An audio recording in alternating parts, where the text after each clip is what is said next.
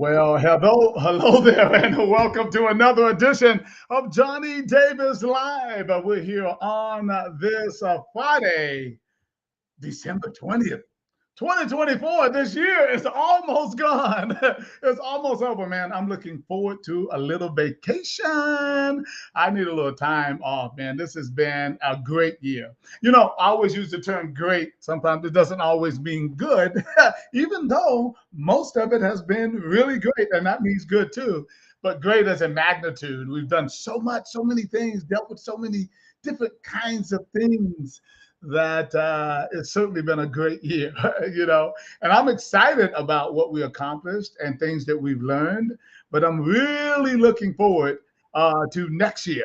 2025, we have a lot of good stuff going on. I think you guys are going to be excited to be on board with the International Kickboxing Federation and all the other programs that we have going on. So I'll be talking a little bit about some of the things we have going on. I have a couple guests waiting in the lobby there.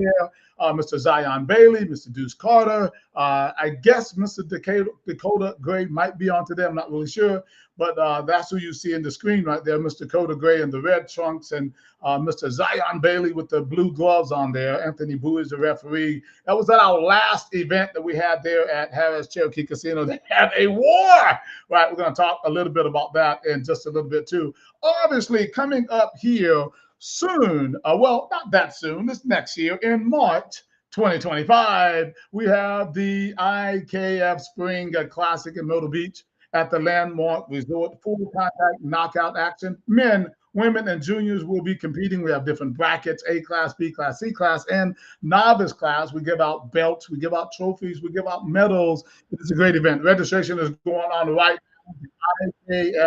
IKFFightPlatform.com. We want you guys to plan to come out. Hopefully, we have some dogs in the background. Maybe they can mute their phone. Right now, we're hearing dogs barking. It sounds like they're out at a kennel or something. Anyway, another story. But we're looking forward to you guys coming out. We are also wanting to have some certified IKF titles on the Spring Classic. So those certified champions, we hope you guys will plan to come out and defend those titles. Contact us on the platform. You can contact me directly for now, and we will go from there. But we are certainly looking for some certified titles. But otherwise, we're going to have a ton of tournament titles, and it is a fun event. It is a fun event. Back in Myrtle Beach, a destination, a place to go, things to do, people to see, a lot of things that you can go out and enjoy while you're at the beach. And it is the beach, guys. So plan to come out March the 14th through the 16th. Whether it's going to be 1 day or 2 day event is going to depend on registration. Get registered now at IKFFightPlatform.com.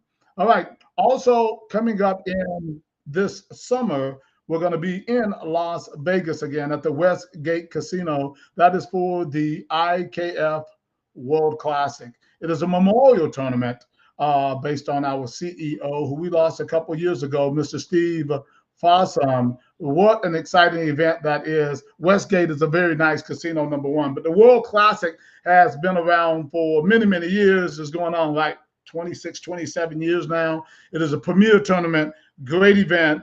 Some great awards, probably the best belts in the industry. And registration is also going on right now with that at the IKFFightPlatform.com. Get registered. You got the best rate going on right now, right? So if you're planning on coming, you're planning on bringing your team, go ahead and get registered for the IKF World Classic, July 18th through the 20th at the Westgate Casino in Las Vegas, Nevada. We hope to see you and your team there this year. All right, guys, so we're going to move on our next subject. Remember, we are seeking some certified champions for the IKF Spring Classic. I just want to say that again. So if you want a title, go ahead and reach out to us, contact us, and we will start chatting with you about possibly defending that title. I want to go back to that one more time. Finally, before I move on to our guest of the day, remember we have our annual training coming up. If you're interested in being a referee, judge, official of any kind, right? Just remember, our official training is going to be in Mooresville, North Carolina on July 19th, right? It's going to be fun. It's going to be exciting. We're going to be teaching you more about how to be a judge, what you need to look for, how to work scorecards. We're going to show some videos on some judging and, get your ideas and your critique on those. We're going to have more on the platform. We'll be doing some training in the ring. We're going to have Crew Paul there teaching a little bit more about Muay Thai, clinches, sweeps, knees. Also, she'll be doing the hand wrapping portion of that too. She's been a trainer for over 17 years. So that will be very interesting. Also, I'll be doing a striking seminar, punches, kicks, knees, elbows, show you what count, what's effective, what doesn't. That's pretty fun. Doing that, then we're going to have the referee portion of the seminar be done by Mr. Tony Good. Should be teaching you about some mechanics of becoming a referee and the things you need to know. We need all of our PKB people there. We need all of our officials, people who want to be like a referee down the road. This is how you start your shadowing and learn more about what we do and how we do it and how we judge. I think it's a great idea for trainers and fighters to come to this too, right? So you can learn what we're teaching, how we're looking at things, how we're judging things. That can make you even a better training. You can get a trainer, get registered right now on the IKF Fight platform.com. That information is sitting there and waiting for you. All right, guys. So we're going to go in the order that I have this right now. I did see that Mr. Dakota Gray actually did show up there. I think he has another name on the screen there. So we're going to go in the order that I had it. Let's see, Mr. Dakota Gray. I'm going to show this shot right here. This is an interesting shot right here. Mr. Dakota Gray landing a body shot on Zion, which is interesting in his own way because he went down with a body shot, but that's another story. Right? So we'll talk about that later. We're going to now bring up the one and only, someone who I've kind of seen around, known, watched his kid grow up in our PKB tournaments. Please welcome Dakota Gray. How are you, Dakota? Hey, I'm good. How are you? What's happening, man? He's got his head down. Dakota, boy, I tell you what, man, you're a cool dude. You're a cool dude, man. I can say something different. I can say something probably what Deuce would probably say, but I'm not going to say it. But hey, you're a cool dude, man. And especially when you braid your hair up, you go into like beast mode. It's like somebody else. It's like something else going on. So let's go back just for a moment, though. So tell me about your journey, how you got started with us, because I remember seeing you at least 6, 7, 8. Listen, you're not that old. How old are you, Dakota? I'm 19 right now. You're 19. And I know I've been seeing you, what were you, 14, 15, maybe something like that. Tell me about how you and I met. Well, originally I started when I was 9 or 10. And I didn't take it super seriously, and then come 13, 14, I started doing IKFs with you, the sparring, the point sparring. Yes, the PKB. Yeah. And I tried to do as many of those as possible. How important was that for you, being involved with the semi-contact like that? Because that didn't exist before I came over here, obviously. Well, man, it was really good for me because even when I did do full contacts, I'd still do semi-contacts with adults and whatnot to get ready for the full contacts. Just because it's still a good experience being with a complete stranger, getting that sparring, that's good for you. So what was it about the punching and kicking people that attracted you to this sport? Where did you have some things in school where do you have a bully story, or do you have some type of story that inspired you to get into the sport? I mean, honestly, all my life I've been a fighter. Now, what does that mean? All my life I've been. So because there was an attitude that follows with this, or what? No. I didn't have an attitude problem. I was just in a rough area, I guess you could say. No, Dakota. This is Johnny Davis Live, real talk, real solutions. I don't hold any punches back, man. I'm going to dive in a little bit more. Talk to me. How did you come up, man? Man, I came up in a little bit of a rough area, and everybody seemed to want a piece of me. So I didn't. Wait a minute. So when you say a rough area, right? Because you are you in Mooresville? You live in Mooresville, somewhere around there? I wouldn't even call it a rough area. It's just I wasn't exactly I didn't fit in, you know. Okay, all right. No, I don't know. I don't know. So I want to find out. So what do you mean that you came up in a rough area? Was it like rough in a diverse way? Was it just everybody in there was rough, regardless of the I mean, diversity? Are you trying to say that you came up in an area where you stood out like a sore thumb? Yeah. And people picked on you accordingly?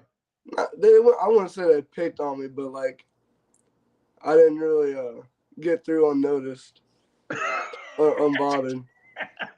Okay, all right. I'm going to buy that. I think I have an idea of where you're going with that.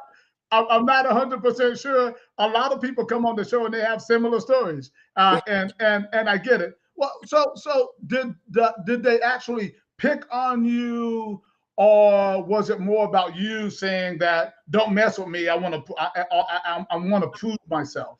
Well, it wasn't even so much as I want to prove myself. It's just like if someone has a problem with me, we're gonna solve it. And I didn't usually come out on top. Not until I got in the Muay Thai the way I did. Right. So that helped you. That on top. So indeed, that did kind of getting into fight sports had something to do with your upbringing and the surrounding, and that you wanted to feel more confidence Absolutely. have more confidence in yourself. It definitely helped with confidence and being able to walk around with my head held high, whatnot, my chest out. You know, it's different. Right. It is a different feeling. Like I said, I've gone through that where I was bullied and everything. That was it wasn't really one of my motivations. I just I loved the martial arts. But when I did get bullied and I wasn't good enough to defend myself, it made me really want to get better. I can tell you that right now. Right. And I made a vow that nobody would bully me again, and they have not. So it is a big confident building. Let's build it. I'm telling you, man, I've watched you progress, through this sport, even when you're fighting in the East Coast Classics, when you're fighting on other shows, I'm watching, I'm always kind of seeing things where you pop up. But this time was a different kind of outcome. However, I believe, this is my personal opinion, one of your best fights I've ever seen. One of your best fights that I've ever seen you in, because you had a challenger in front of you who you had already beaten. So talk to me about the psychology of the fact that you had already won over this fighter. We're talking about Zion, right? And then having to kind of get up for competing against them again. Did that somehow enhance your confidence, or did it perhaps give you overconfidence? Well, honestly, it didn't really do either. I was just very aware that he wanted to come out and prove a point, that he wasn't going to get beat again. So I came with that energy that, I want to beat you again, And I knew he was good. The first time we fought, he gained my respect, Okay, fair enough. I still definitely beat him the first time. He definitely beat me the second time. And I think yes, he did. The third fight will be great. Okay, all right. I hear you talk. I tell you, but what I was impressed about was that, number one, I knew the story that you had already won, so that was intriguing to me. But his attitude, oh my God. Did you see a totally different person than the person that you fought the first time? Because I don't really know Zion. But I'm like, because I was sitting up there like, who is this? Right? But I'll talk to him about that later, right? But did you see a difference in his personality and his attitude that made you say, oh, we got something different? No, I mean, honestly, me and him have always been we've been buddy kind of behind like the scenes. Yeah, you aren't too buddy. Not the way you guys are banging. When it gets to being in the ring or cage, we're both, it's time for business, and we put the feelings aside and we just go for it. It's the same way every time. He caught you with a shot. I don't know what the first shot was in the body, whether it's a knee. I know there was a knee for sure. There was definitely a knee. They called it. I think maybe they didn't call it, but it was a good knee. I looked at it. It was a knee. Sometimes you miss things. That's all. But I was like, no, no. And I had the advantage of the replay, on AKP Live, right? So I saw it on it was definitely a good knee. Yeah. But after that, he started like attacking the body like crazy, right? Obviously, that's what you do. You get somebody hurt, you go for it more, right? But here Understand. you are on this picture. You're going at his body. So was there a message there to you that wait a minute, this stuff hurting a little bit? Let me see, can I hurt him in the body? Right. Because, I mean, if it hurts you, it hurt the other person, right? We all breathe air. We all So breathe there air. really was an intent there that I'm gonna start banging his body a little bit too, because he's already kind of hurt mine. Right. I, No, he knew he hurt mine. Isn't that amazing how you can learn even in defeat, right? You can learn valuable lessons in the ring from another person. I mean, I certainly done that as well. I'm just curious about uh, a couple of times you went down from some more body shots, which was kind of crazy, right? Because I got to talk to Zion about this, but he was doing some stuff. I'm like, what? Okay, anyway, that's another story. He was literally attacking your body. I mean, there's one thing just to every now and then, boom, get a good body shot. Because if you guys see me at work on the bag, even though Deuce doesn't believe this, he think I hit like, whatever, like a wimp, right? But I believe in the body attack, right? And all, Yeah. and I'm telling you right now, he literally attacked your body. But here's the Yeah, no thing, kidding. I brother. was feeling it. But you kept getting up. Yeah. This is what I talk about in life. You get knocked down, you get back up. You get knocked down, you get back up. Tell me something in life where you got knocked down and you got back up, and now you're better because of it. Well, man, I wasn't originally gonna take that fight, because I was like a little under the weather, I guess you could say. I wasn't feeling my best, you know. But my dog had died like the night before. Oh, JT hit me up that morning. Was like, "Man, you want the fight?" And I woke up and I was like, "Yeah, yeah, I want the fight." Just because like you gotta do something. You can't just stay down and let life beat you down. Like I had that belt opportunity given to me. I knew how to take it because like I can't just let that slip through my fingers knowing I didn't try. wow. You know, just So because. getting up and going forward is kind of something that's always been in your psyche. Yeah, for sure. You it's like I ain't no chump. Is that it's kind of a little bit of that attitude. I mean, listen, things happen, and I do not take it lightly when you say your dog died the night before. No, like I don't know. I don't take yeah, that lightly because that will mess you up. I've had dogs die. Look, I can tell you a story. I won't go into it. But I might put like this: my brother comes in there, the dog died. I'm on the floor. Oh my god! So it was terrible, right? yeah, So I certainly get it, but that certainly is a great story of persistence and coming back and everything on something that you wasn't feeling your best. And sometimes in fights, you don't feel your best, no, and that's what we are. We're fighters. That don't mean you quit. That don't mean you don't show up. Right, no, you go in there and you give 110%, and I give you credit even more so for doing that. We have Mr. JT Smith, who's someone who I've known, good dude, and everything. What type of influence has he been on your life? man, he's kept me out of so much trouble all my life, basically. Like I can confidently say I grew up in the gym. I got my work ethic from the gym, and he's the one that put me in the ring. He's guided me all the way through this. What is it about him that really stands out to you, though, as a man? Mm.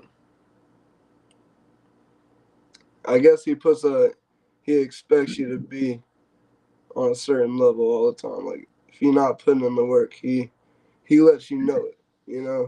He doesn't let you slack off, and if you are slacking off, he definitely lets you know it. Uh, he he really just stays on your ass. Right, Keeps right. you in check. Well, I mean, I think that it's good to have a mentor like that in your life, somebody who's going to keep you in line. I'm more of a personal level as well. I always like, and I'm going to ask all my guests this question, and they're going to have time to prepare for it. If you had a magic wand in this society, what about it would you change? In this society, what would I change if I had a magic wand? Shit, that's a big question. Hey, that is live.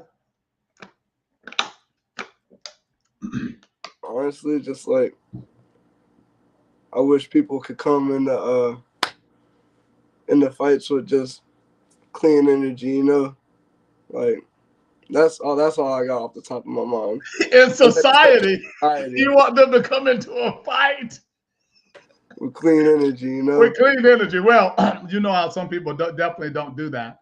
But I like to ask real life questions because I want to know who you are. Obviously, you know my daughter. You know my daughter, Jonna, right?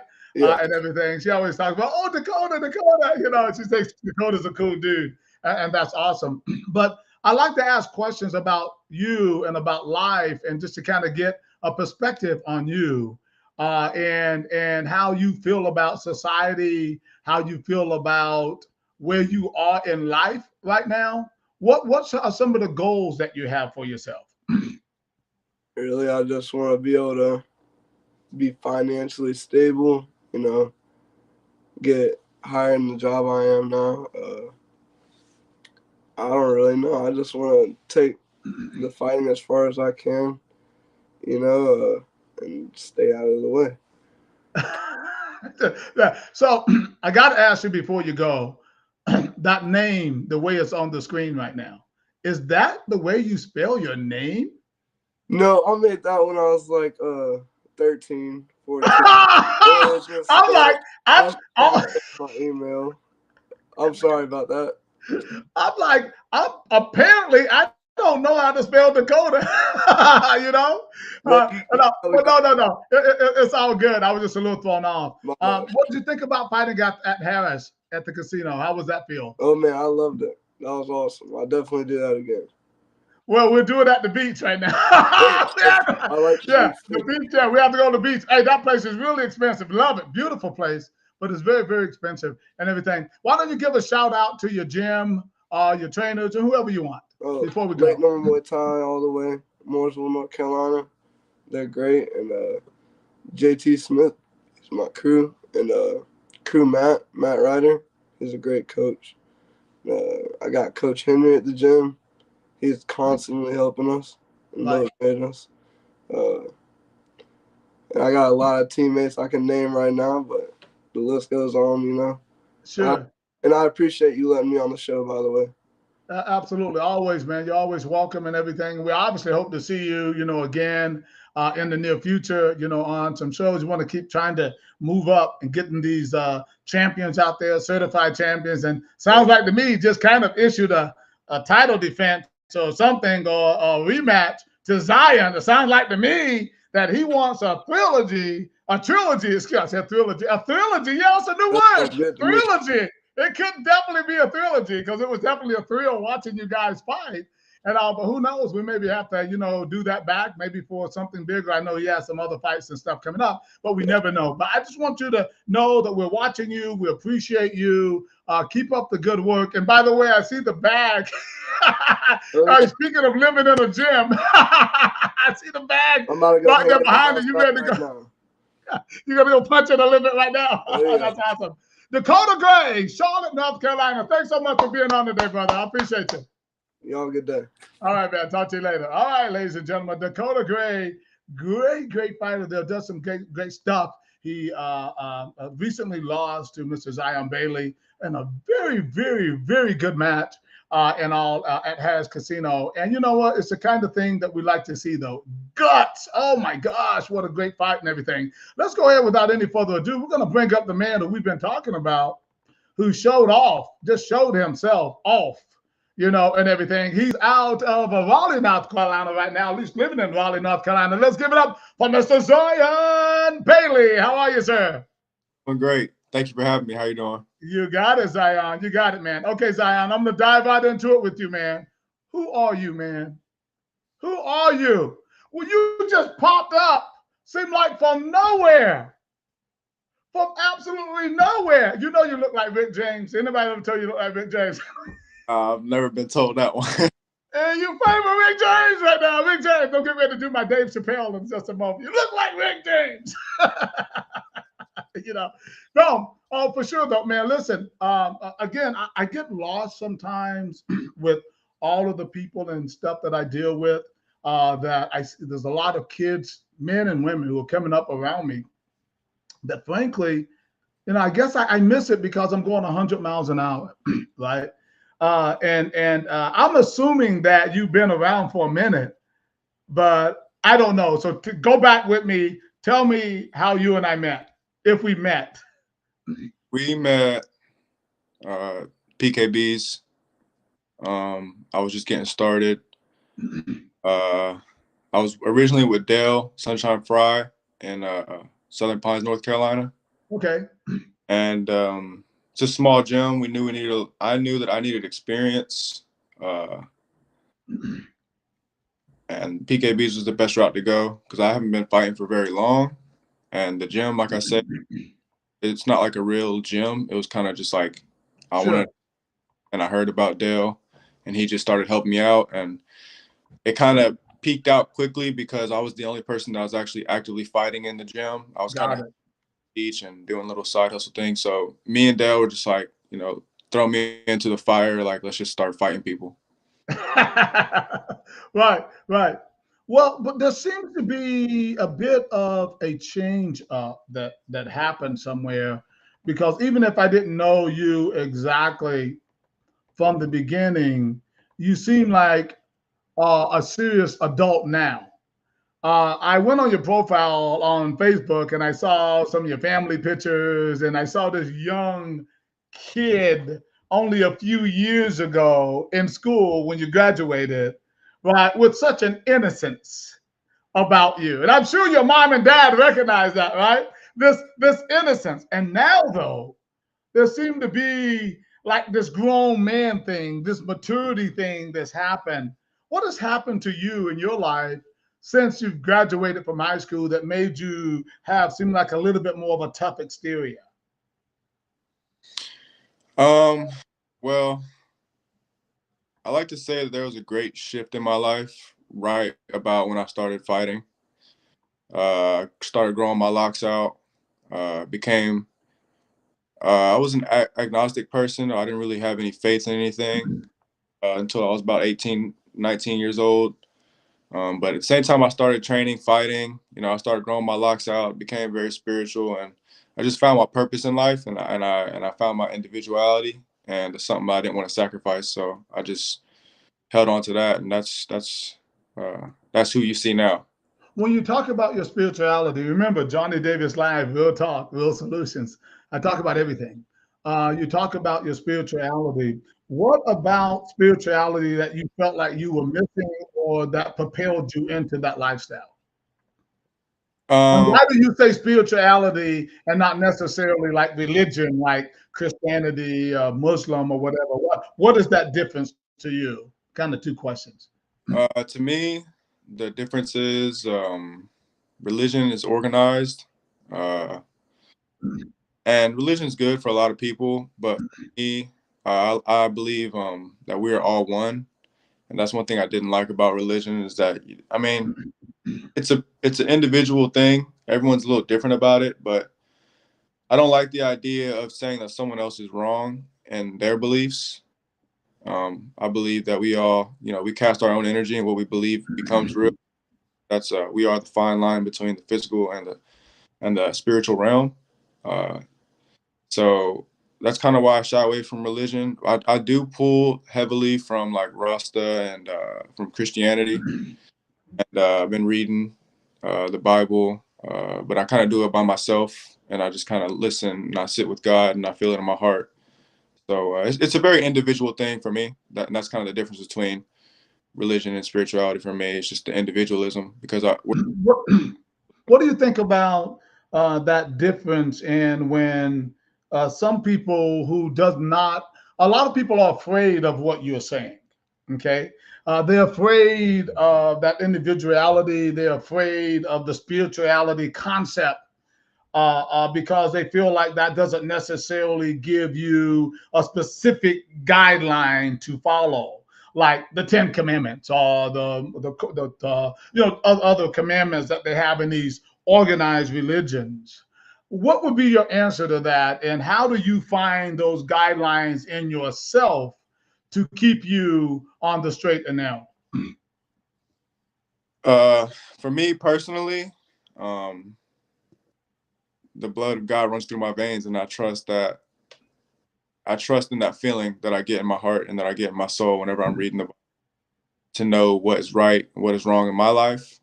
When I say these things, though, I'm not trying to say that whatever the Ten Commandments or whatever believe is wrong. I feel like that's so, and that's right in their lives. What? What? So just so you know, I mean, I know a lot more about this than you might think, right? But I'm asking you in this way because people are so quick to pigeonhole you into these categories when you don't think the way they think, right? And to your point, what I've learned that I'm a lot more neutral when and I can get along with everybody, right? I have some basic simplicities of, hey, I don't want you to kill me.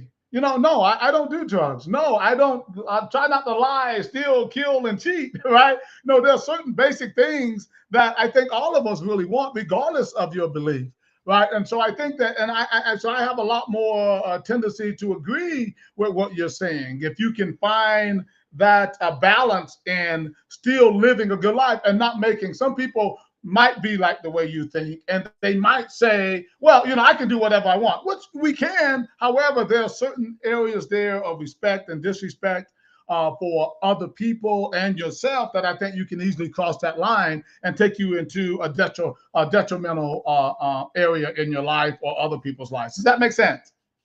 Yeah, entirely. Right. Yes. So when it comes to the fighting thing, I was talking to you about that great fight that you had.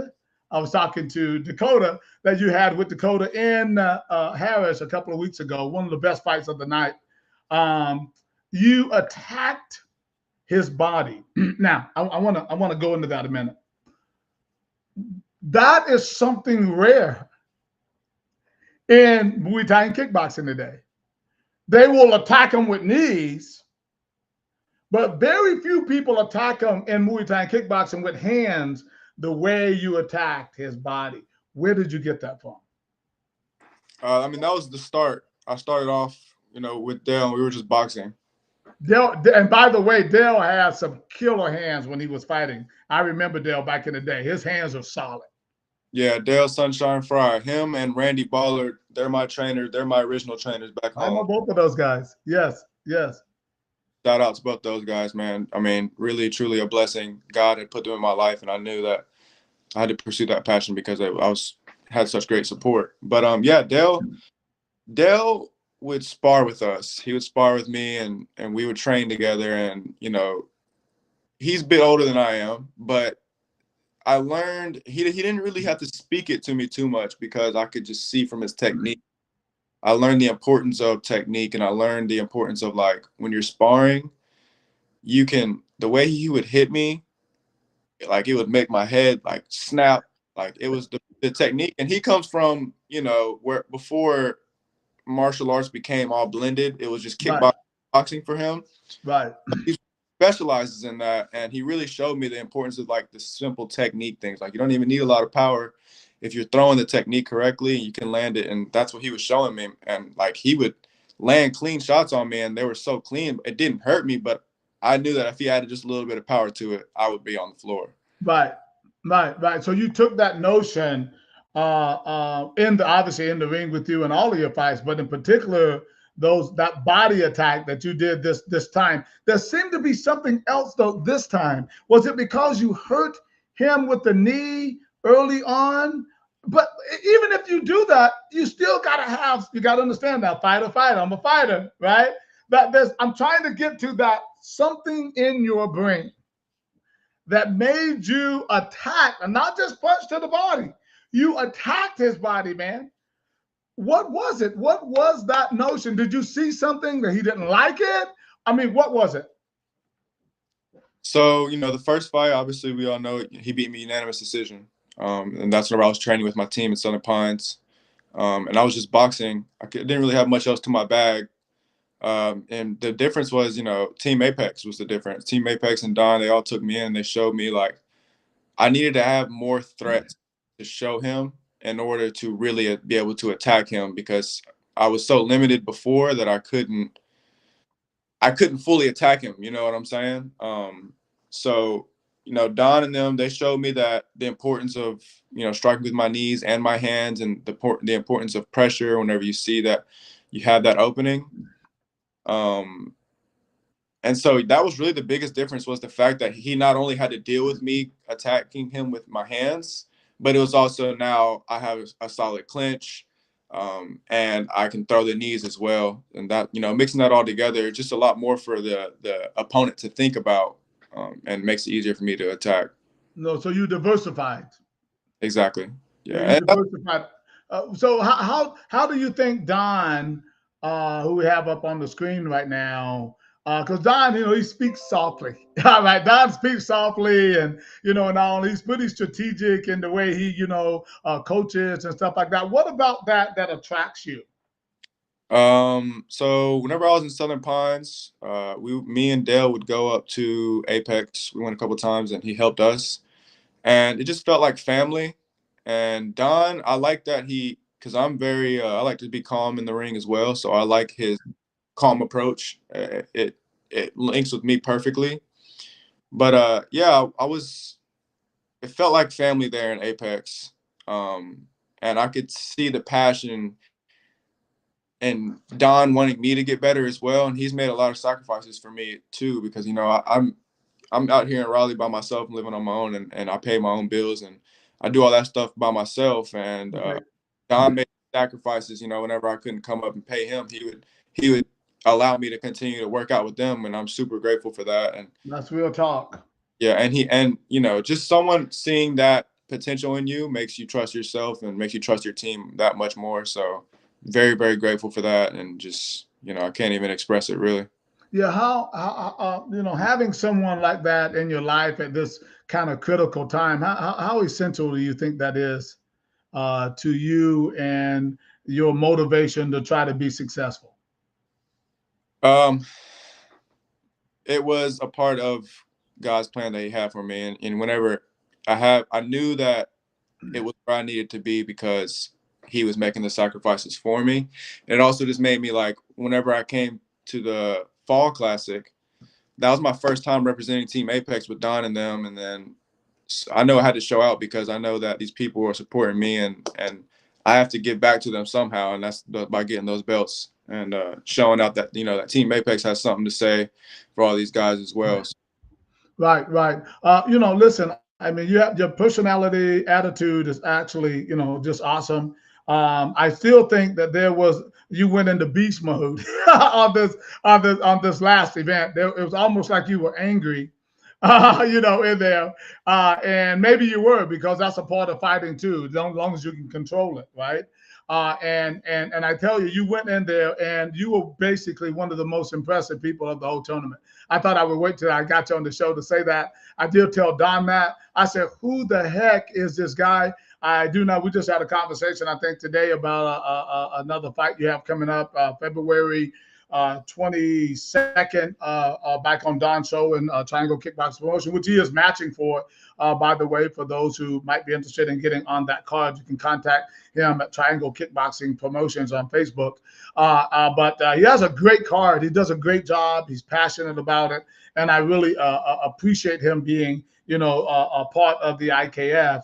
I'm going to ask you now, kind of pivot a little bit about life and society and as it is, and the things that you've gone through, the things that why you decided to become spiritual. There might have been something that kicked your butt or something beforehand that you learned a valuable lesson about to say, hey, I don't want to go that direction. Perhaps I want to go another direction, whatever it might be.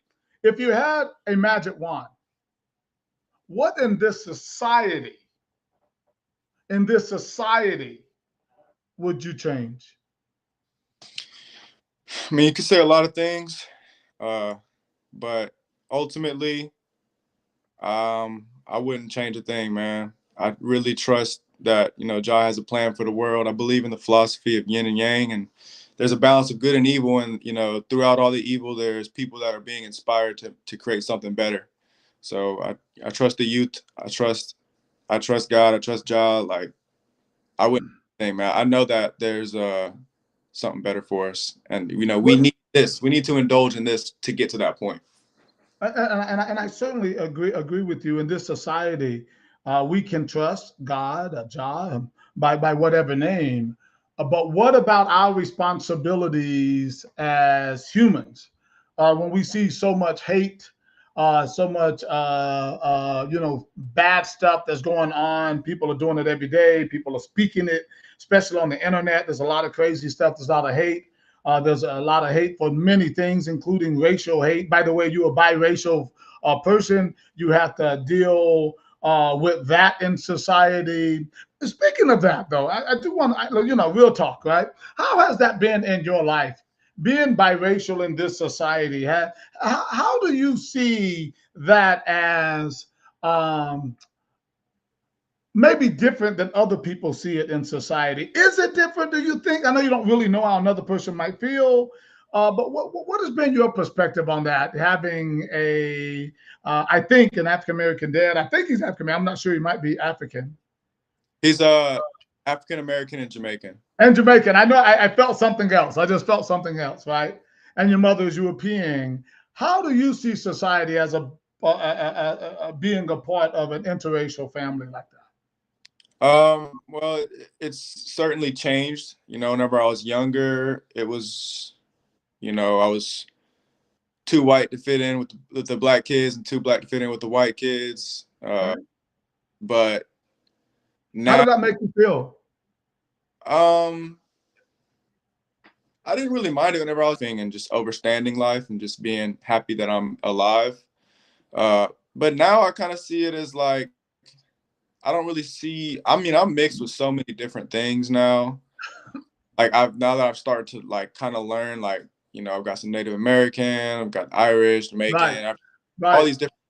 So being biracial, it's kind like I've kind of accepted that it does it makes a difference on an unconscious level where people relate so heavily to their culture, which is good, which can be a good thing, Right. but led me into a direction of just accepting everything and just being okay, like that we're all really one. We're really one being, and I treat everyone the same. I'm, you know, it's a weird thing. It's a really weird thing. Right, right. Something that you obviously put some thought in, or maybe not, but put some thought in and stuff like that, because society unfortunately sees you for who you are, or what they think you are, and that's it. And it's exterior first, right? That's what they see, right? Not knowing your heart, not knowing anything, and sometimes that can certainly be a problem, because people are so quick to judge you, right? Not knowing who you really are. Tell me, what are your goals? What are your goals for this sport? Um, I would like to say this: me and Dakota always put out some exciting fights, man. I love fighting him. And the trilogy, we iron sharpens iron. That's my thing. We're gonna see each other again, and that's how we get better. So it's no hate. I'm just really passionate about just getting better and becoming the best version of myself. And that's my goal with the sport, is just pushing myself to my extent and just becoming better every day and just trying to be the best version of myself. I do got some other goals that I've got down on my phone so I can see them every day. There's 4 goals. I got, be the best fighter. Mm-hmm. We got into real estate, so be the best real estate agent. Nice. Um, learn new skills every day. And the last one is be financially free and independent. Um, Those are just good goals. Yeah, those are my goals right now. That's what I'm trying to get to. Do you feel that you are on track to do those things? Just really quick before we go, what does that, having goals and a purpose, does it make you wake up differently every day? Yeah. Some days I'm feeling a little down. I feel like I'm not doing enough. Some days I feel like, you know, I'm getting closer. I'm melting the ice, you know. But yeah, it definitely gives me a purpose. I will say, like, the main thing is just not giving up, because it's never going to be a smooth ride. You're never going to get there immediately. There's highs and Right, lows. right. Um, so, just indulge in that, and just never give up. Even whenever it feels like it's not worth it, just keep sticking with it. And there's light at the end of the tunnel. Absolutely. Zion Bailey, the man with the plan. He is our current IKF North Carolina certified champion. He's going to be fighting for probably yet another title coming up in February 22nd in Durham, North Carolina, with Apex Martial Arts and Mr. Don Roger, Triangle Kickboxing Promotion. Mr. Zion Bailey, thanks for being on another edition of Johnny Davis Live. We'll talk to you soon, sir. All right, bye-bye. There he is, ladies and gentlemen. Zion Bailey, really sharp guy there, really putting a lot of thought into life. I like that. I like that when young people are thinking about their goals and their purposes and things like that to try to better themselves. A lot of people just live day to day. They don't really think about goals and purpose. And sometimes I don't think that's a good idea. I think it's a great idea to always have goals and a purpose. Wake up every day with a mission and one that you can try to achieve. I'm trying to figure out what happened to Deuce. Deuce disappeared. Deuce, he was sitting there in the lobby there, and now I do not see him. Not sure what happened to him. Deuce, if you want to come back on, come back on. We can chat with you in just a moment. All right, guys, we got a couple things while he might be trying to get back on there that we have going on. We have a New Year's show that we're going to be doing on January 3rd when the new year opens. I want you to plan to join. So we're going to have some nice announcements and things like that we're going to be doing on January 3rd on Johnny Davis Live. Hope you guys again are joining. We have some special guests that we are planning to have that day too. Miss Tony Fossum with IKF, our CEO, be on the show with us, and some other special guests too. So I hope you guys will join us for that. Should be a lot of fun. As always, I think we got Mr. Deuce Carter got back on there. He made it back. I mean, from his busy day. Let me just put his information right here and see what's going on with the man himself. Let's please bring up Mr. Deuce Carter. Deuce needs, I think Deuce needs a middle name. He needs a fight name. Deuce, if we were to give you a fight name, what would it be? Well, they call me Deuce Almighty, but... Oh, okay. I like that. I like that. I should put that up there. Deuce Almighty. 100%. Why do they call you Almighty? Because you're kind of small and you're like Mighty Mouse? It really started from Bruce Almighty, of course. Just like being in control of your own like world, being in control of your own power, your own things. Right, for sure. Well, last week we were trying to get you on last week. Your schedule was too busy for us and everything because I was a little bit high on the energy then because I was going to mess with you a little bit. I apologize. It's all good, man. It's all good. We can be second in your life. That's fine. Just second. It's all good. Crazy. Deuce, what a great fight you had. Yeah. With Mr. Gonzalez. For sure. Shout out Jay. Let me tell you something. Jacob was in beast mode, and so were you. It was a fantastic fight. I literally thoroughly enjoyed it. And I'm going to tell you why. You know me. I talk junk to you all the time. Yeah. I enjoyed it so much because you are so confident. And ain't nothing wrong with it. You better be confident if you're going to be in that ring. I tell you right now, you go in there lacking confidence, you don't need to be in the ring, first of all, right? But I said, you know what? I want to give this young man right here a run for his money. Hey, did you get a run? Yeah, it was a good fight. It was a good fight. Hey, dudes, I don't know, because you just come off a knockout where you knocked somebody out. Right? I don't know what, first round, second round, whatever, right? It was first round. But... First round. Hey, look, you go into that feeling kind of high. Don't come on now. Come on. Yeah. I know that. Even though you can't rest on your laurels, every fight is separate. Every fight is different. What were your thoughts about Jacob? First, let's just talk it from when you first saw him. Same question I asked him. When you first saw him in person, what In was person. your makeup? Oh, he was he was smaller than I expected. He said that about you. Yeah. Not smaller as in shorter, but like smaller as in like horizontal. Right. He was thinner than I expected. That was pretty much it. About my size. Yeah. That was pretty much it. So I noticed that you kind of talked a little junk in the weigh-ins and stuff like that, which is fine. I heard you say, "Man, I'm the cutest dude, I'm the best this dude up," or something like that. You said, right? And I was sitting there saying, I don't think this is going to be as easy as you think it might be. Because look can be deceived because he's soft, kind of looks like it and all that. Yeah. That guy he's got something else there. He's got some other gears. Let's For talk about sure, those for gears. sure. We're gonna talk about those gears in just a second, right? He has some other gears, right? So in the first 2 rounds, you did your Deuce Carter, you did your Deuce Almighty. Working, moving, right, slick. Clearly won those first 2 rounds. As I mentioned to him, the 3rd round, though, there was something happened. Yeah, for sure. What did you see? I mean, it really all just comes down to like it was a division up. I was just heavier. I shouldn't have been that heavy. That's what he said, though. He was saying the same. He said he wanted to fight in like 22 to 27 too. Yeah, that's what we should have did. 125. Yeah, I felt super heavy. I haven't fought at 132 in like a year and a half, 2 years.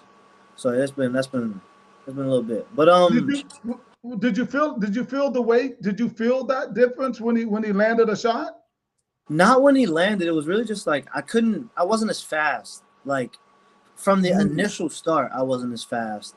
And then like I fatigued. And not even terribly. I'm not going because this is like probably like my best performance. 5 rounds to go all 5. I threw all the shots I wanted to throw. You did. But it was just like I felt heavy. I just felt like I could have been lighter. And of course, I was 7 pounds heavier than I usually would have been. But other than that, no. His clinch, how he clenches was weird.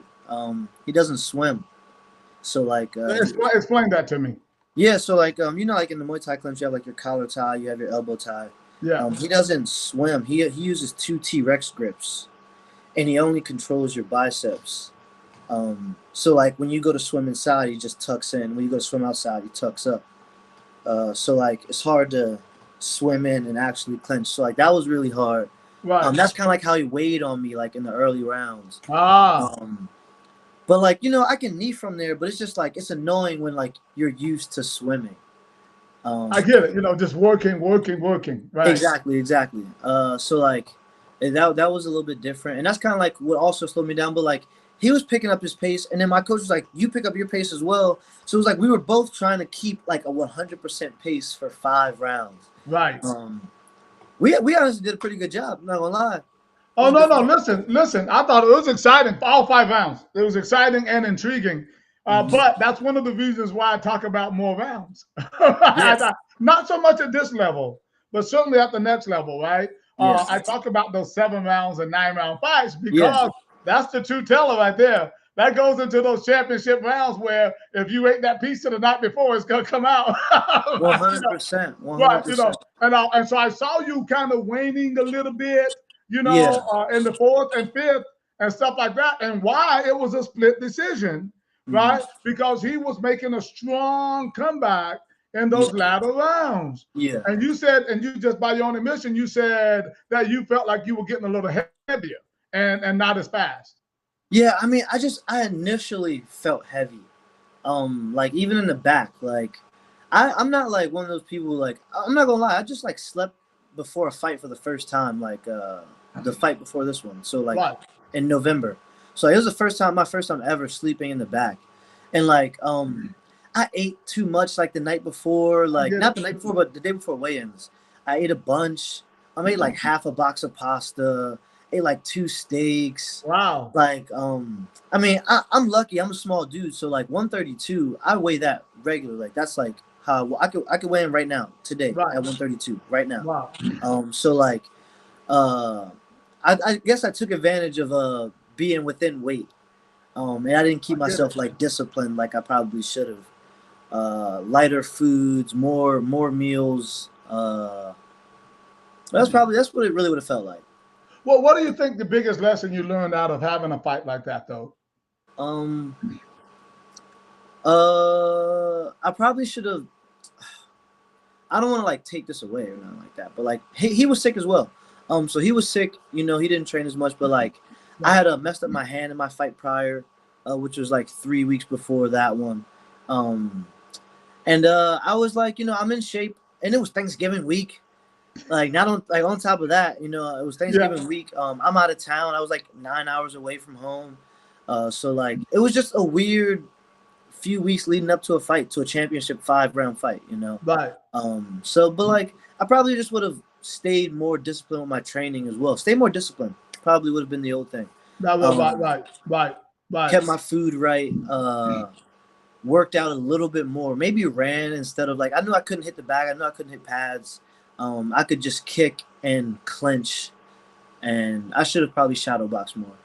Yeah, but I think there's a lesson. I'm hearing a big message in that you were a little bit injured for the fight. Well, not at your best and everything, but you also didn't back out. No. Do you understand? That's huge, because you got a lot of people out here who make any little excuse. Excuse me, I got to make an adjustment right here. Any little excuse, right, to back out of a fight, right, to not take them. Oh, you know, I broke my fingernail, you know, and stuff and all that, and you didn't. What would be your message for that piece right there to people out there who feel like they need an excuse to pull out of a fight? Either you want to be a fighter or you don't. You can't be a fighter without fighting. So, that's pretty much it. If you don't fight, that's about as simple as that's about as simple as you can get. You can't be a fighter without fighting, right? And I mean, I think that's pretty darn profound.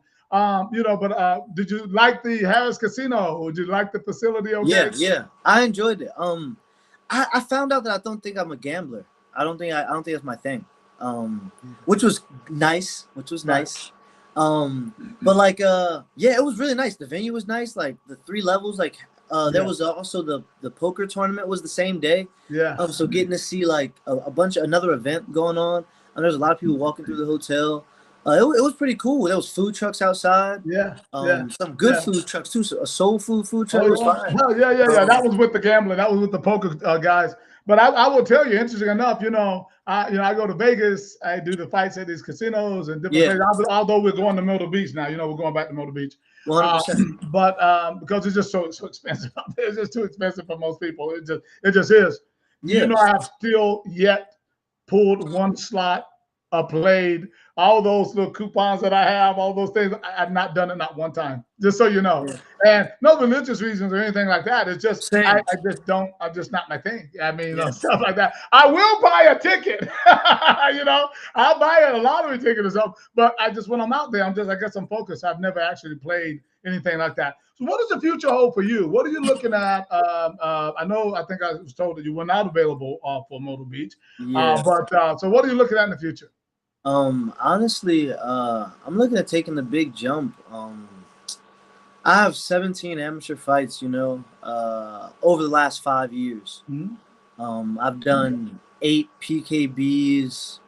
I've won every single one. I think I lost like 1 round in all my PKBs. And then like, I don't know, I've this year, I think I finished my goal sheet. That was pretty much it, you know. I have a North Carolina title. I have South Carolina titles. I have, you know, world titles, kickboxing and Muay Thai.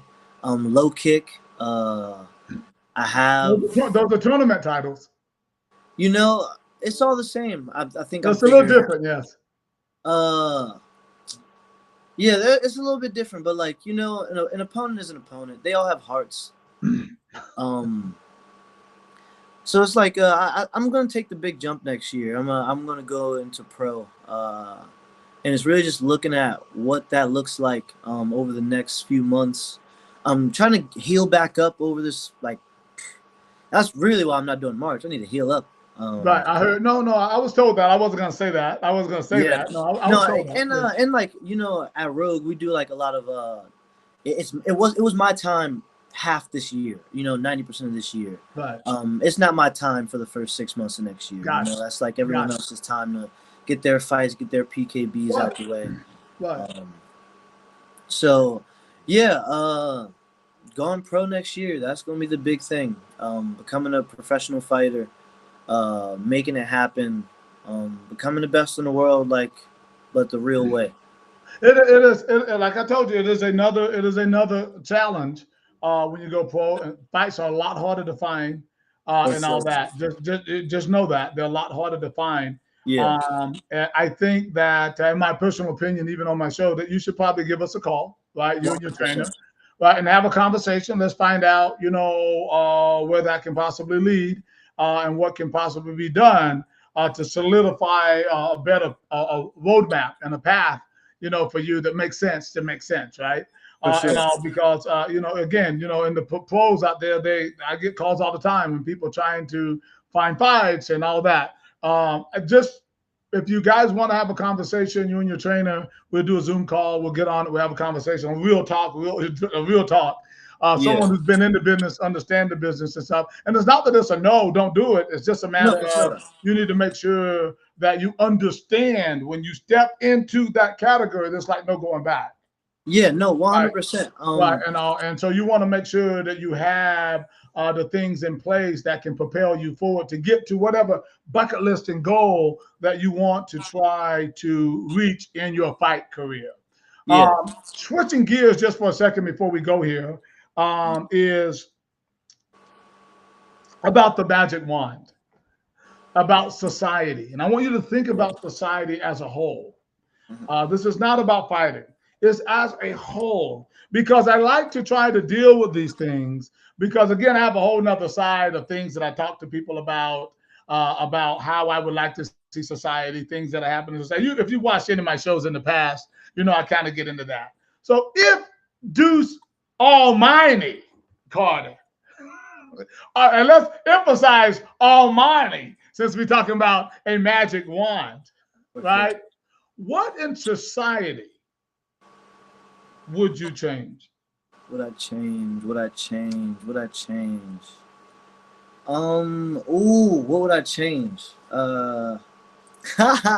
Okay, I'm gonna be funny. I'm not gonna be super.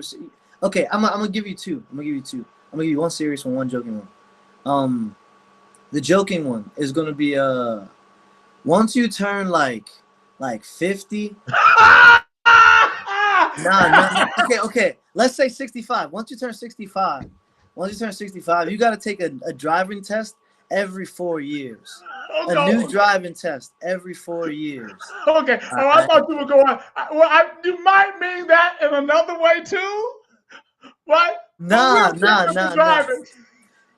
If you old enough to retire, then you should be old enough to have to take a new driving test every 4 years. We got to test your cognitive abilities to be out here on this road. Well, okay. So let me just take it on that for a minute. Just so you know, I actually agree that all of us need to take new driving tests at least every 10 to 20 years. We do, because the signs, the road, everything's changing. It's changing. Yeah. I got a ticket some years ago. I had to go to class, and it was the best thing that ever happened to me. Talking about, the roundabouts and all of that. Man, I didn't really even understand that. And there's a lot of people out there who are driving who do not understand that. And so I actually agree with that. Yeah, I have this conversation all the time. I literally just had this conversation yesterday. Wow. Because, bro, I got lucky. I went to, a pretty good high school. I lived in Delaware, so, went to a pretty nice high school. And we had driver's ed in school. Right. And it was like a 6-week course, a 9-week course. Right. And you had to go to class every single week. You had driving hours. By the time I actually drove, I knew what I was supposed to be doing. Right. And there's way too many people getting a license and never even took a course. And I'm like, One- you just took a test and that was it? Like 1,000%. What would be number 2? number 2, Or number 1? yeah, number one. What would I change? It's hard to say change. I guess everyone would understand that, like, if someone's like, if you're only tall when someone else is standing on your knees, then you have a problem. So like, if you can only be confident when you're like someone else is not so confident around you, then there's an issue. If you can only be rich when someone else is poor, then there's an issue. Yeah, if you can only be the boss by putting everyone else down, then there's an issue. So that would be the thing. And I guess like the word Sonder, Sonder, like understanding that everybody's human, man. Right. Your highest high and your lowest low, someone else has felt. Everyone else has felt. Right. So like, don't treat people like they've never been through nothing just because it perceives that way. Right. So yeah, be who you would like to be treated, or if you like want to joke and say you like being treated bad, then like don't be that. But yeah, attitude for sure. Equality of sorts. Yeah. I get it. No. I think that's a very good one. I think that a lot of us feel that we are better than other people. Mm-hmm. That we put other people down to make ourselves look bigger. Yeah. Right. And that's even the really other no way side to of the be. spectrum. My bad to cut you off. No, go ahead. What'd you say? I was saying even the other side of the spectrum, like people put themselves down to make other people seem larger. Exactly right. Yeah. Right. And really, it'll be nice if we had a balance of that, right? Where people could, everybody could feel the same. But we know that's not the way it's ever going to be. We're always going to have, the different class system in our society. Yeah. And as long as we have that, we're going to have these situations as we have them. Ideally speaking, I know I would love for everyone to be able to get along, regardless of creed, ethnicity, sexual orientation, or whatever. That would be an awesome thing. But in this society, there's a diversity, and therefore it always gives people the a possibility or the opportunity to discriminate and to look down on someone. So I do hear you. It all comes down to power. People want to feel good about themselves. And I guess sometimes just like they got to put someone else down to feel good about themselves. Yeah. And it got to be from within. It can't be like so external. No, I think you're 1,000% in everything. As we wind down here, let's go ahead and give a shout out to your gym. You did mention them. We give a shout out to them and your trainers. Rogue Combat Club, Asheville, North Carolina. Like the soon to be hub of this martial arts thing that we're doing, honestly. Why do you say that? I mean, like we're growing quick. I don't remember you guys joining the PKB and having tournaments and stuff yet. What'd you say? I don't remember you guys joining the PKB organization and having tournaments over there and being a part of that and all of that. Not that you have to. I'm just kidding. Hey, one day it'll be possible, maybe. It's possible now.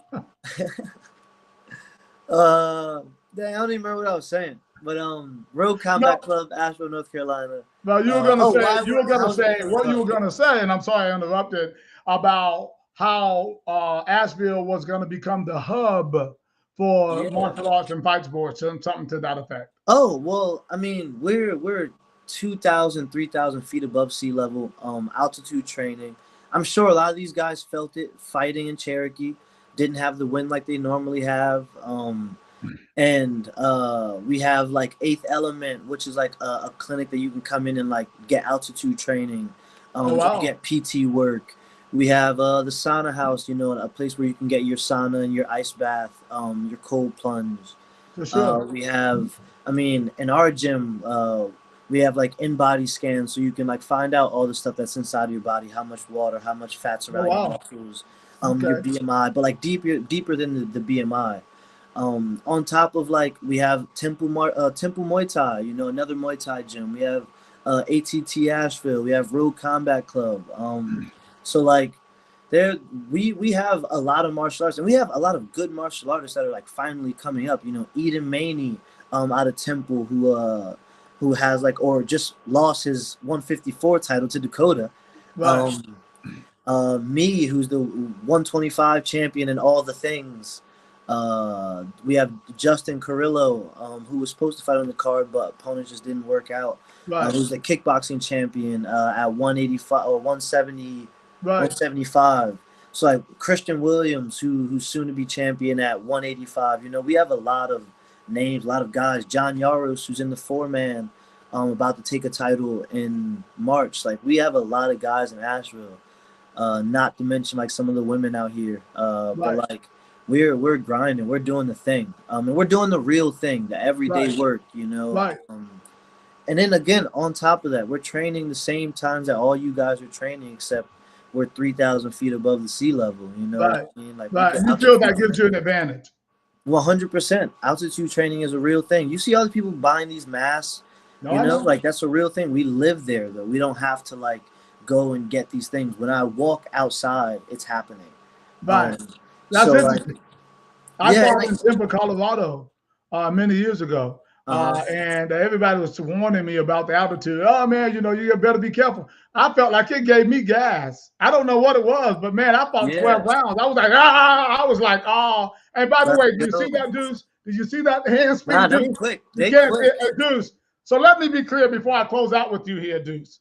I've not forgotten what you said. I have not forgotten what you said. You know, some people watch my videos, right? And they think I'm messing with the speed on the camera. Ooh. They think, hey, listen, they think at 62 years old that I'm there. There's no way that I can be that fast at 62. I've had people accuse me of that. They say, oh, man, you know you're playing with the camera. You know you're doing this. You got to clip this part. You got to clip this part. No, I'm going to put this in here. So people think that I'll be playing with the camera. And Deuce right here already said, because I'm 62, he's got a guy in his gym that he feels like can take me out, right? Hey, if you want to see a Muay Thai version of Jake Paul and Mike Tyson, you're gonna see Johnny Superfoot versus Isaac the Anomaly. You know what? Crash. Mike Tyson, I'm sorry, Mike. You got me ticked off right now, Mike, because you done messed up young guys like this mind. The thing that those young guys can handle us old guys all the time, every time. People are different. I'm a different Zeus. Zeus. I said called you Zeus. Deuce. Listen, I'm a different animal. I'm not gonna do it. I mean, let's say we get in the gym and we close the door. But the bottom line is, come to one of my seminars. Okay, if you think I'm already knowing, but we just gonna stay far. We gonna clinch when you get close. We're going to stay long. We're going to clinch. You don't think I know the clinch? Come on now. We locked in. If you think I'm joking, I'll show you. Now, I can show you that at any tournament. We get together and I'll show you. Hey, dude, I'm trying to tell you. That's another story. Anyway, Deuce, I always enjoy talking to you, man. I appreciate you. Thanks for being a part of the show. We look forward to seeing you guys at some PKBs. Remember, we got a big one coming up in Morrisville, North Carolina on February the 8th, kind of kick off the year. We have, I know it might be a little piece, but we have one in Charlotte. Might be a piece for you. I don't know. If that's we'll be at January the 25th. Oh, the 25th in Charlotte. Yeah, we'll be out there in Denver. Nice. But Well, we appreciate you, man. Listen, otherwise, I want you to have a Merry Christmas and everything, and we're gonna see you on the other side. See you soon. Ooh, Project Pantheon. Thank you guys. What is that? Go ahead, shout them out. My strength coach. Thank you, Monstrositus. I appreciate you guys. Johnny, thank you. Awesome. Thanks so much, Deuce. See you. Thank you. Have a good one. All right, man. Talk to you later. There he is, ladies and gentlemen. Deuce Carter. He's the man. He's actually our new certified East Coast champion. Really good fighter there. Is talking about going pro. Want to go out there and see what that is all about. Love to have him a part of our events down the road to see what is going on. He's certainly a talented fighter and all. And, you know, I think that he can do some things out there and make some things happen in his career. Basically, what he's saying is that he's done a lot already. And he's ready to try new ground. And there's nothing wrong with that. And I also heard in his voice that he wants to help some young fighters come up and see their way as well, which I think is a noble cause, a very noble thing and all, because, you know, at some point you do transition. It doesn't matter about his age. He's not that old. I retired, by the way, when I was 25, you know, and I had a full career. I started when I was 15. I mean, I retired and all, and then went on into other things. So I certainly understand that. I just want to also give a shout out to Mr. Rafael Mendoza Hernandez, who is going to be our new director, head of operations in Mexico. I'm actually going over there on March 22nd. We're going to be doing a demonstration, exhibition, you know, seminar, introducing our program there in Mexico. It's going to be a nice ride over there. Point Muay Thai, Point Muay Thai and kickboxing, and the point boxing sparring. As you know, Mexico is hot for boxing. And so we are excited to be going over there and offering our semi-contact program. I think a lot of people are going to be excited to be involved. Mr. Rafael Mendoza has done a fantastic job. He's actually hosted our largest tournament on the largest tournament to date in the country over in Ontario, California. Had about 400 and some competitors, about 3,500 spectators. Ridiculous, all semi-contact.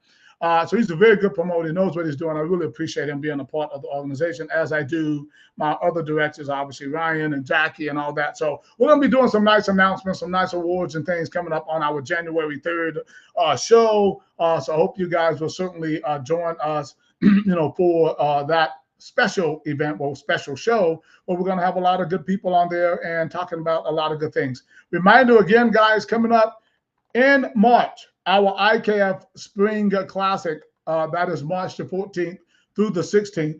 I hope you're going to get registered, get your team registered. It's going to be a great event.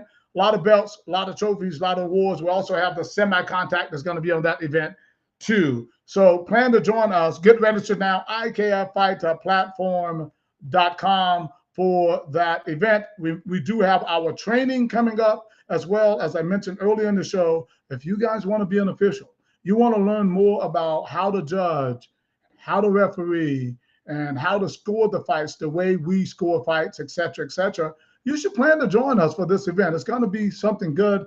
It's going to be something entertaining. You know, I say entertaining, but certainly it's going to leave you with a lot of knowledge, right? January 19th in Mooresville, North Carolina. Get registered on the platform, ikffightplatform.com. All right, guys, that's all I have for you today. And this is my final show for 2024. Again, it's been a great season. It's been so great enjoying people and enjoying the events. And I just want you to know I love what I do. I love the people. I love the sport. I want to try to take it to the next level. We all keep learning. We all keep trying to advance the cause. It is not easy. If it was easy, everybody would do it. I recognize that it's a challenge. I recognize that it's a fight. But I promise you, I'm going to give it 110 while I'm here on this planet to try to make it better for our athletes, not only when it comes to just events, but when it comes to regulations and things. It is a great sacrifice, I will tell you that, to go out and to challenge some of these commissions and some of the laws that currently exist for our sport. But it's also an honor.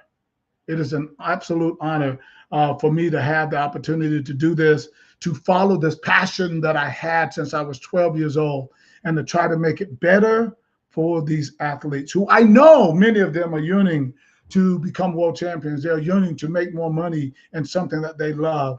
Only a fighter understands it, though. It's a tough sport. So someone is going to have to sacrifice, not just me, but others are out there sacrificing to try to make this better. And in 2025, I'm again pledging my allegiance, if you will, to the sport and to the IKF organization. and to mine, the PBSC, PMTs, PKBs, to try to make them even better, to make them even safer, and to try to make them more accessible for people not only in the United States, but around the world. All right, guys, remember to always respect each other. This is Johnny Davis live, Fort Mart. I'm checking out. See you soon. Bye-bye.